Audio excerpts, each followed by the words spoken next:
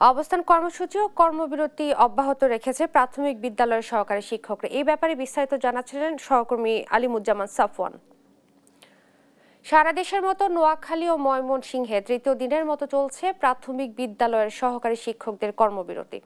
এতে বিভিন্ন বিদ্যালয়ে শ্রেণীকক্ষে পাঠদান বন্ধ রয়েছে।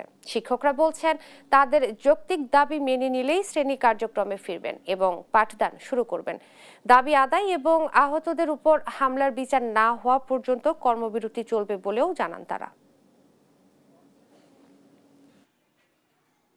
আমরা চাই দ্রুত সমাধান, আমরা দ্রুত শ্রেণীকক্ষে যাতে ফিরে যেতে পারি এ বিষয়ে সরকারের সুদৃষ্টি কামনা করছি। সামনে বার্ষিক পরীক্ষা, আমরা চাই না আমাদের শিক্ষার্থীদের কোনো ক্ষতি হোক, তাই আমরা চাই সরকারের সুদৃষ্টি এবং যৌক্তিক সমাধানের মাধ্যমে আমরা আবার ক্লাস করতে চাই।